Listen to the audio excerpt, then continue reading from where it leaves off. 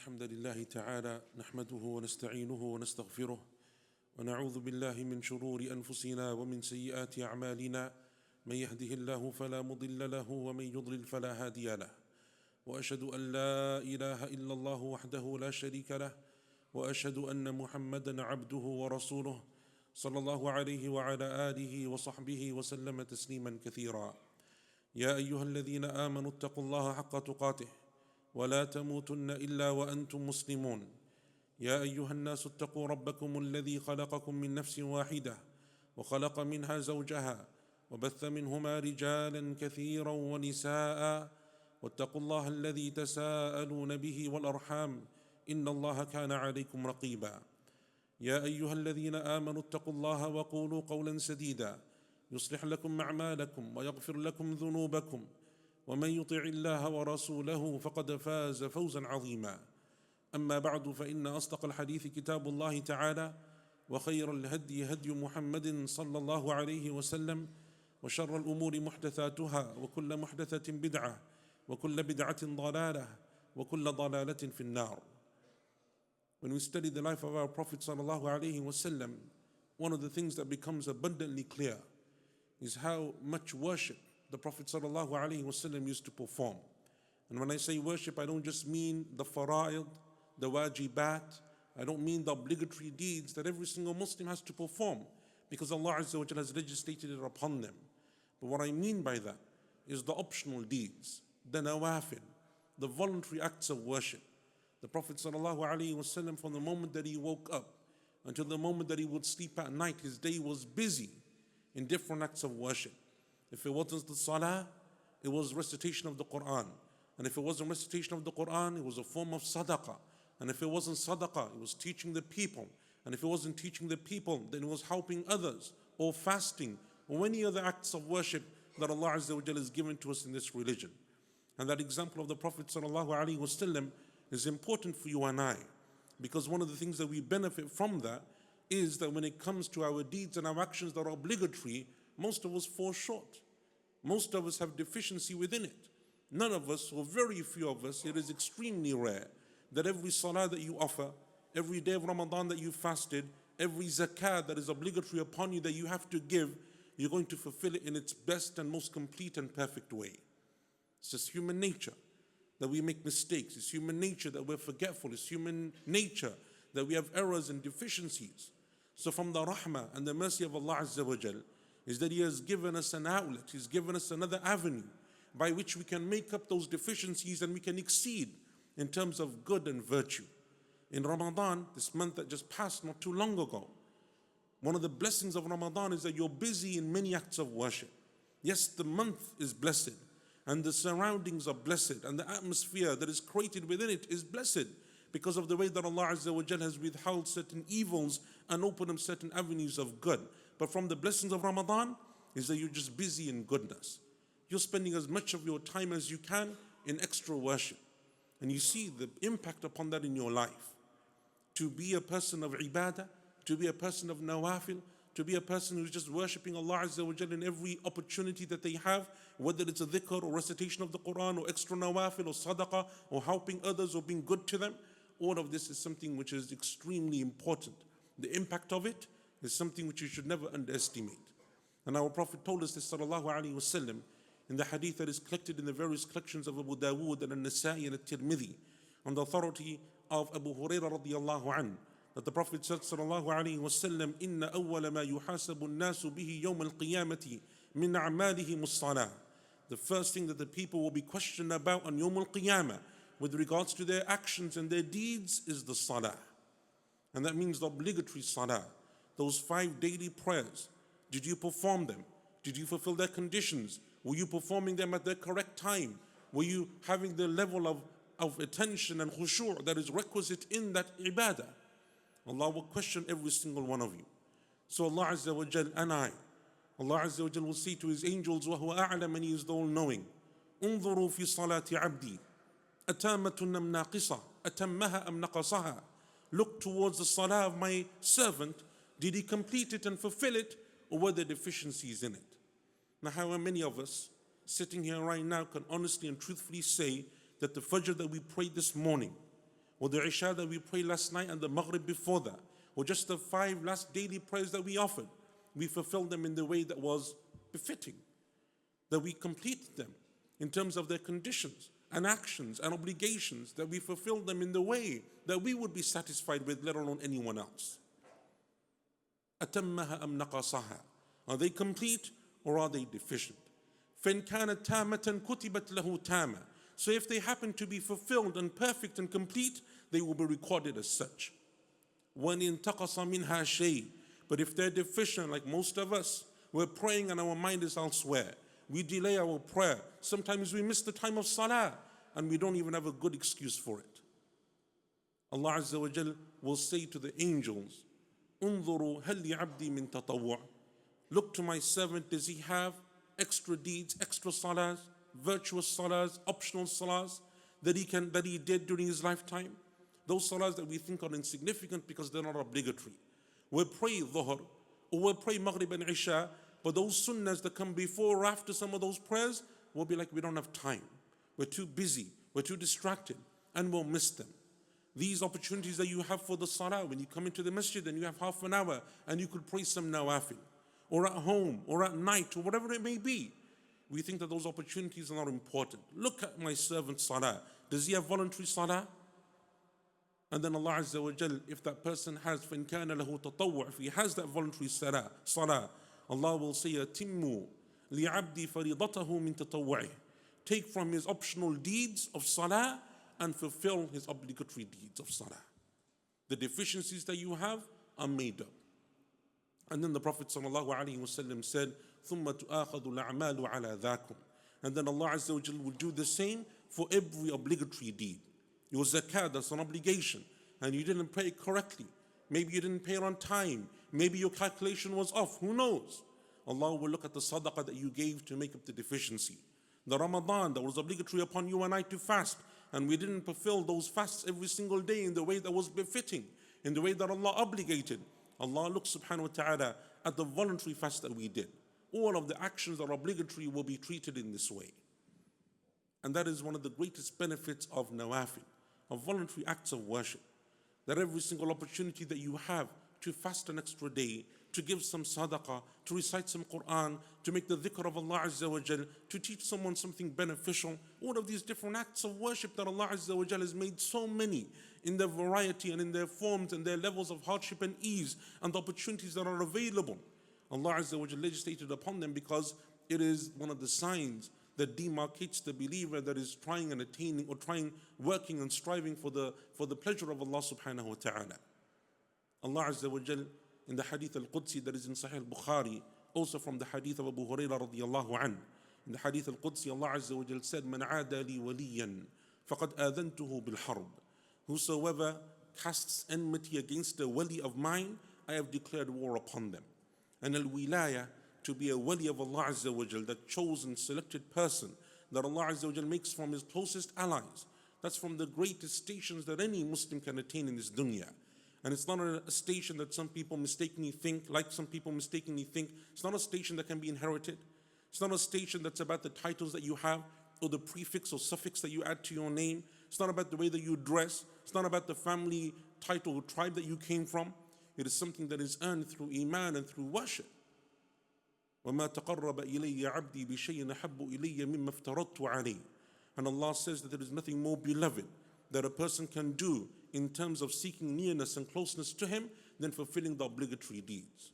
Nothing more beloved to Allah than your 5 salah, and your zakah, and your fasting of Ramadan, and your performance of Umrah and Hajj, and those deeds that Allah has obligated upon you. But how do you attain that level that is higher, that is greater, that is closer to Allah Azza wa Jal? وَمَا يَزَالُ عَبْدِي يَتَقَرَّبُ إِلِيَّ بِالنَّوَافِلِ حَتَّى أُحِبَّهُ. But that servant then continues to do more. Voluntary deeds, optional deeds, nawafil, Allah says, until I love them. فَإِذَا أَحْبَبْتُهُ كُنْتُ سَمْعَهُ الَّذِي يَسْمَعُ بِهِ وَبَصَرَهُ الَّذِي يُبْصِرُ بِهِ وَيَدَهُ الَّتِي يَبْطِشُ بِهَا وَرِجْلَهُ الَّتِي يَمْشِي بِهَا.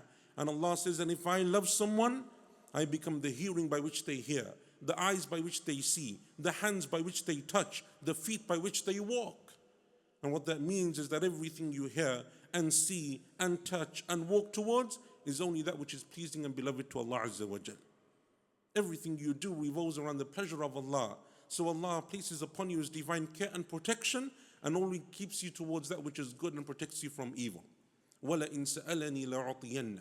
And if that person was to ask of me, Allah says, I would surely grant it to them. وَلَئِنِ اسْتَعَاذَنِي لَأُعِيذَنَّ. And if they were to seek my protection and refuge, I would grant it to them also. That's from the greatest benefits of a nawafil. And that is why the companions of the Prophet ﷺ, if you were to read their biographies, and those of the famous scholars of Islam, their time was busy in ibadah. And as many acts of worship, they had families, they had jobs, they had other things that they had to do, but the empty pockets of time that they had, they would try to use as much of that as they could in the worship of Allah subhanahu wa ta'ala. And Imam al-Bukhari, rahimahullah ta'ala, in his Sahih, for every single hadith that he collected and narrated, and there are nearly 7,000 odd narrations in that book, for every hadith, he prayed 2 nafil first. Can you imagine? Every single hadith you're going to pray 2 nafil. Most of us find that difficult to pray once a day, let alone for every hadith that we're going to read and collect. Abu Dharr radiallahu anhu, the famous companion, some of the tabi'een said that we came to him and we found him in salah, and he was praying 2 rak'ahs after 2, after 2, after 2, until we lost count. So after he finished, we said to him, "Oh Abu Dharr, do you know how much you prayed? Can you count how much you prayed?" He said, "No, but Allah counts." He wasn't even preoccupied about the number. Allah knows the number, even if I and you don't.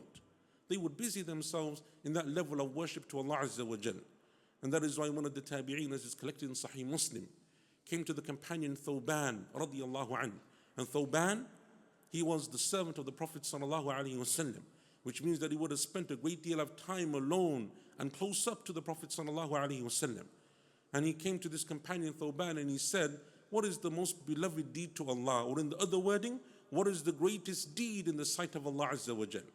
And what he meant is from that which is extra. Because when you and I ask that question, we're still thinking about the obligatory deeds because we're struggling to pray our salah. How many of us, and how many of our brothers and sisters don't pray 5 times a day? How many of them don't pray for the whole week, maybe perhaps only the Salatul Jumu'ah?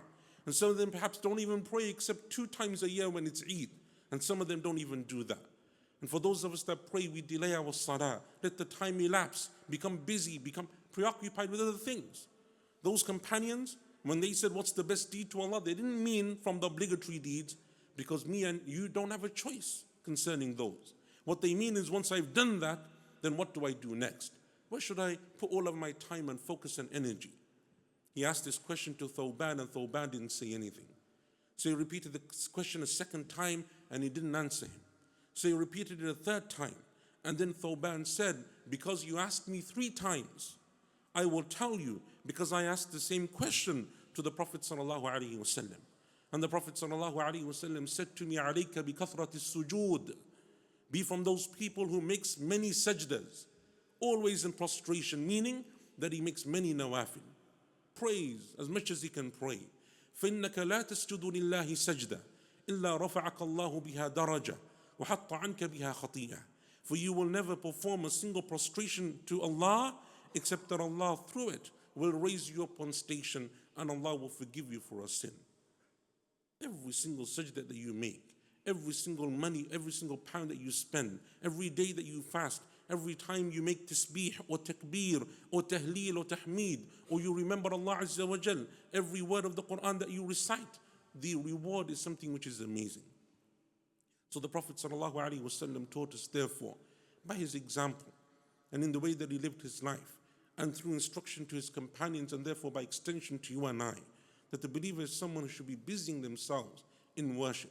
And as the scholars said, the person who is busied in worship has no time or less time to be busy in evil and in haram.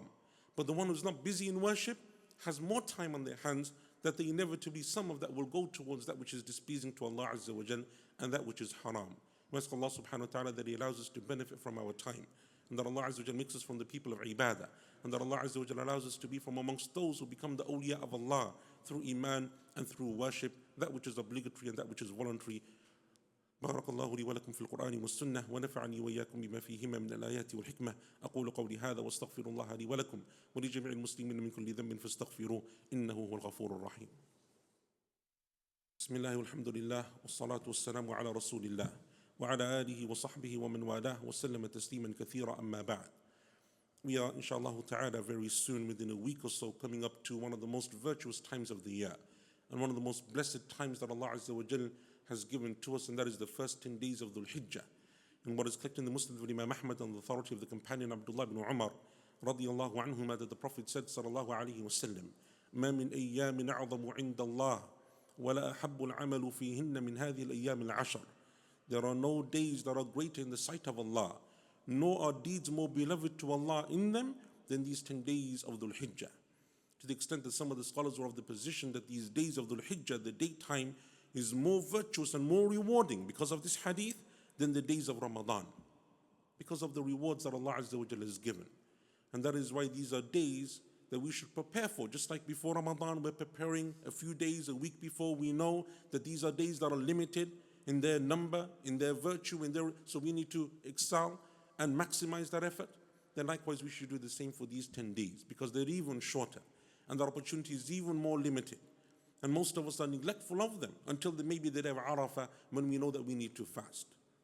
Even the smallest deeds that are voluntary, Allah Azza wa Jal makes them grand. Allah Azza wa Jal multiplies them. Allah subhanahu wa ta'ala makes them extremely great in the scales. The Prophet told us, sallallahu alayhi wa sallam, رَكْعَةَ الْفَجْرِ خَيْرٌ مِنَ الدُّنْيَا وَمَا فِيهَا. Just the 2 rak'ahs of Fajr are better than this world and everything within it. And the Prophet sallallahu alayhi wa sallam said in the hadith in Al-Bukhari, مَنْ تَصَدَّقَ بِعِدْلِ تَمَرَةٍ. Whosoever gives sadaqah, even if it is only like 1 date, so long as it is from that which is tayyib, it is from pure halal income, because Allah only accepts that which is halal, then Allah Azza wa Jalla will accept it in His right hand, and He will rear it and nurture it, just like one of you rears and nurtures your youngling until it becomes the size of a mountain. And the Prophet said, sallallahu alayhi wa sallam, in the hadith of Abu Sa'id radiyallahu an, also in Al-Bukhari, من صام يوما في سبيل الله بعد الله عن وجهه النار 70 خريفا. Whoever fasts a single day for the sake of Allah, Allah will distance them from the fire the distance of 70 years. 70 years from one fast. And that is why the scholars of Islam used to use those first 10 days of Dhul Hijjah. Every day they would fast, not just wait till the day of Arafah, which has even more virtue and reward, as you know, but they would spend all of those days fasting. And they would spend those days in Quran and in the dhikr of Allah Azza wa Jal, and in giving sadaqah, and in doing as many good deeds as they could. Because this is one of the things that marks out the believer, that they're not just satisfied with doing the minimum, because they know that even the minimum that they do often falls below the standards that Allah has set for us. So they hope for Allah's mercy, and they seek Allah's reward and His virtue by doing more and more in terms of the nawafil and the voluntary deeds. This is something which you and I as individuals, our families, as a community, today, it is something that we have massively neglected. To the extent that some of us will come to the masjid half an hour, 45 minutes sometimes before the Jumu'ah Salah, we don't do anything. We sit there twiddling our thumbs. We have no benefit in this. Allah Azza wa Jalla has given you these opportunities and these places because Allah Azza wa Jalla wants you to use them in a way that is pleasing to Him subhanahu wa ta'ala. May Allah Azza wa Jalla grant us the ability to be from the people of worship. May Allah subhanahu wa ta'ala allow us to see these opportunities for what they are and to take benefit of them. And ask Allah Azza wa Jalla that He multiplies our deeds within them, and that Allah subhanahu wa ta'ala forgives us for our sins. And ask Allah Azza wa Jalla that He showers His mercy and forgiveness, His benevolence upon us and upon our ummah, and that Allah Azza wa Jalla makes our affairs easy for us. Subhana rabbika rabbil izzati amma yasifun, wa salamun al mursaleen, walhamdulillahi rabbil alamin.